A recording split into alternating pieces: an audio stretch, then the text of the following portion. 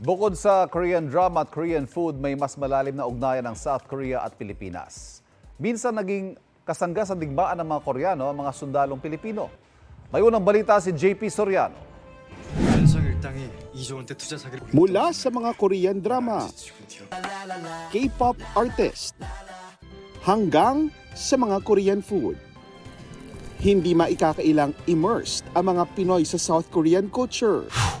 Pero ang ugnayan ng Pilipinas at South Korea, higit pa sa pagkahumaling ng maraming Pinoy, Hallyu o Korean Wave. Ang Pilipinas, minsang naging kasangga ng mga Koreano sa pakikipagdigmaan sa Battle of Yultong. Nang maganap ang madugong Korean War, mahigit 400 Pilipino ang nasawi at daan-daan ang sugatan. Kinerimate at inilagak ang mga labi sa Yeoncheongun at ginawang cultural heritage ang memorial site. Muling umugong sa social media ang Battle of Yultong nang matuklasan ng marami ang kahalagahan nito sa kasaysayan ng South Korea.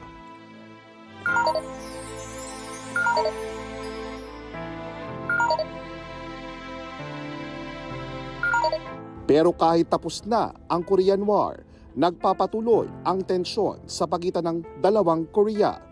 Pinagdudugtong man ng lupa at ilog, pinaghihiwalay ang dalawang bansa ng malalim na sugat ng hidwaan at pagkakaiba.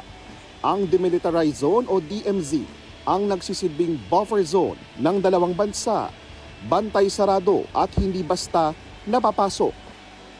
Dito sa Yeoncheongun o yung parehong probinsya kung nasa naroon ang DMZ o yung border na naghihiwalay sa North at South Korea, makikita ang Jae-in Falls na yan.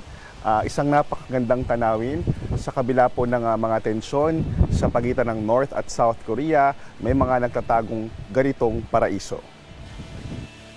Ang Jae-in Falls ay konektado sa Yeoncheon-imjeon River Biosphere Reserve at Hantangang River na isang UNESCO Global Geopark. Mula sa Yeoncheon, malapit sa border ng North at South Korea, ito ang unang balita. JP Soriano para sa GMA Integrated News. Kapuso, para laging una ka sa mga balita, bisitahin at mag-subscribe sa GMA Integrated News sa YouTube. Sa mga kapuso abroad, samahan nyo kami sa GMA Pinoy TV at sa www.gmanews.tv.